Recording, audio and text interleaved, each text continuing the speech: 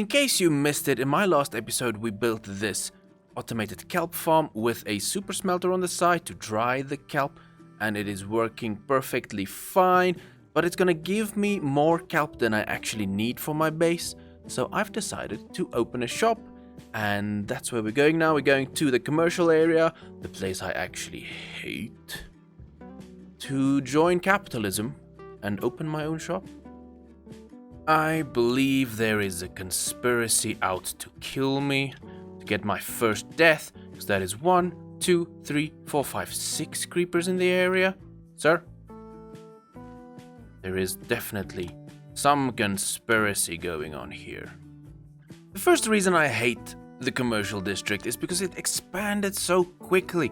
We were barely on the server and people are offering everything, especially this corporation, the DSMC. Is that what it's called? I don't even know. You see, I'm so confused about this shopping district that I don't even know what this company is called, but they are selling almost everything. Now, apparently, they are just selling stuff so that the community can benefit from it, and once someone else wants to sell a specific product, they go out of the market for that product, which is interesting. It's nice of them, but what happens because of that is they're forcing the prices down, so I won't be properly compensated for all my hard labors because I'm forced to sell stuff at a cheap price.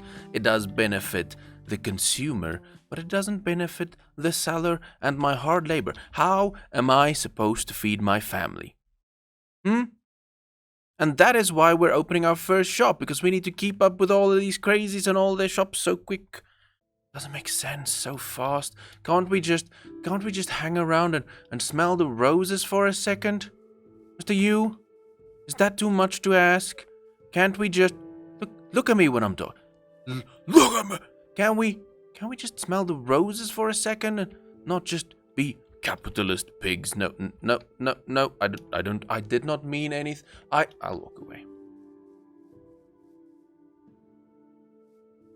But yes, that is why we are opening our first shop in the shopping district, and we're gonna sell kelp. So, let's time-lapse that into existence.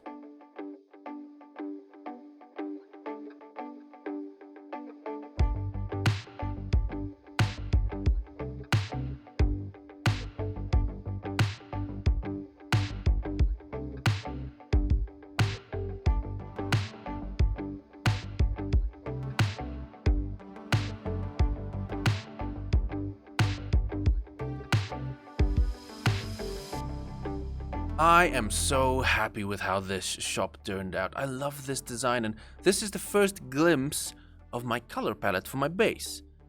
Maybe we won't use this tiled block, but I actually like it in the design, so maybe we will use it. We'll see what happens. But with the Kelp Shop, I have a tiny bit of stock. Not much, because the kelp farm is a little bit tedious at this point. I'm gonna upgrade that just now, but we're selling kelp blocks at 1 diamond per 64, so 1 diamond per stack. I wanted to make it more expensive, but I can see that I shouldn't do that, because what we're gonna do, we're gonna build an automatic bamboo farm to feed into the super smelter, and that will be our fuel source to make the dried kelp, and that will fully automate the whole cycle and the whole system.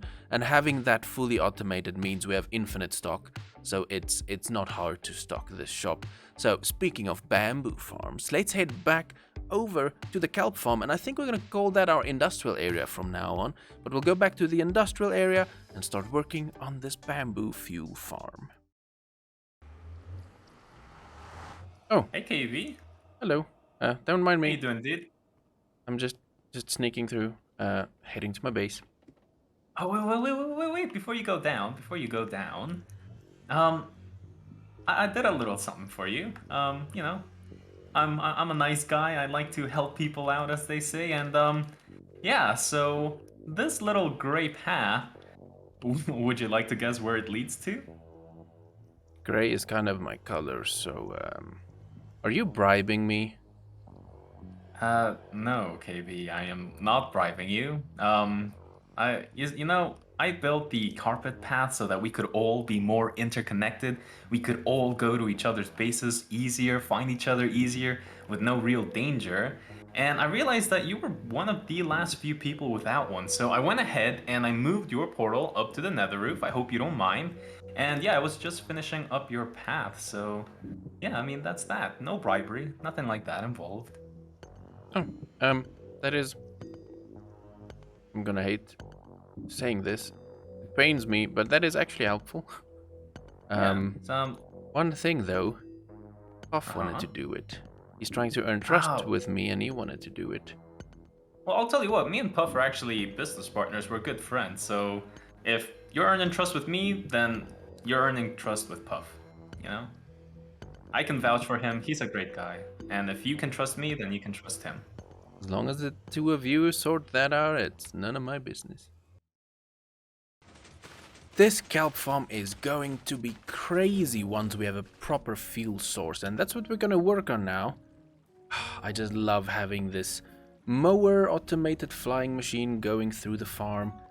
I've been smelting up a ton of the dried kelp, so it's starting to stack up, but I definitely, as you can see, I have so little fuel inside there. Some of them don't have fuel. So we're gonna solve that, and I had a chat with Justin, and it sounds like bamboo's not the way to go. It will smelt. It will need 4 bamboo to smelt one item, and to make it is a bit laggy, especially if you make a big bamboo farm. So instead, we're gonna make a sheep farm. He says wool is a way better fuel source, and as you can see, I found a couple of black sheep. We're gonna use the black sheep, and then we're gonna build the classic auto wool farm where you have at the bottom, you have an observer looking at that grass block, and then it will power this block at the back where you put the redstone dust so that it actually activates this dispenser. So once this block updates, it sends out a signal. So that's what we're gonna go for, just this good old classic farm, and underneath I will have a minecart system that collects all the wool, and we'll send that minecart straight over top of the hoppers over there so that it immediately feeds into the furnaces, because I don't really need wool for myself, I just want it for fuel. So I'm gonna skip any middlemen and just feed it straight into the super smelter, and that will fully automate this farm. So I'm gonna work on this, and once I have a couple of these farms, we can hook up the railway and give it a proper test. I am not too sure how many sheep I need to actually fuel this farm of ours, but currently we have, is it 28 sheep I think I have? But as I explained, at the bottom we have the observer looking at that block. Once the sheep eats, the dispenser will shear it, the wool will drop on the surface, and then my minecart that runs underneath will collect all of the wool. It runs underneath every single chamber at the top. One problem though, all of the wool stays inside of this minecart, and it doesn't drop off in this chest because it's over this hopper so fast. So I may need to make an unloader, but hopefully, because we have 9 hoppers over there, when it runs over top of that, it will empty it enough to not overflow the minecart. I'm not too sure. We'll figure that out. But for now, what do I do? What do I do next? I think actually I just need to hook it up to that side. I think I accidentally created redstone art, and hopefully all my redstone friends can be proud of this one. Let's get that to run through, collect some wool, and let me show you. So this rail will... Okay, so the minecart collects the wool and runs on this rail to our super smelter on this side. But right over here, the minecart will stop because of this redstone circuit, which I'm not gonna explain to confuse you.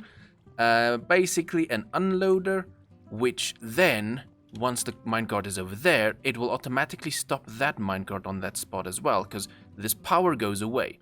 You see, now it's unloading, and that power is off, so it's gonna stop, and that dude will then collect everything that comes in at the top, and once the minecart at the top goes away, that minecart will start moving and equally start spreading the things into the furnace, which is fueling. I did not have this unloaded initially, but then I saw that the minecart came through and dropped 2 pieces of wool, which then did not smelt anything at the bottom here. Now at least we'll have equal wool all the way and actually smelt stuff. All that is left to do is to make sure that our sheep farm is big enough, or our wool farm is big enough to actually fuel this machine constantly. My brain is mush. Redstone makes my brain mush. I hope this makes sense. We have a sheep farm that's automatically collected. We have a... Wait, restart. We have a wool farm. The wool is automatically collected by a minecart, which comes over here, which stops on our unloader. And once all the wool is unloaded, it starts moving again. The unloaded wool then gets loaded into another minecart that runs back and forth to actually feed our furnaces. Hope that makes sense. Redstone. But if all my calculations is correct, then all we have to do is get the wool farm to the proper size it needs to actually fuel all these furnaces.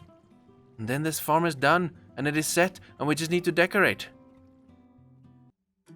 As you can see, I expanded the wool farm some more, added 2 more modules, which is not enough yet, but it's starting to work inside the smelter since things are actually smelting very slowly, but it's starting to work. And then I started adding some decorative details, like adding supports underneath the minecart rail glass thing I did, the pipes, I guess. Don't know if it's really pipes now anymore, because it's minecart based.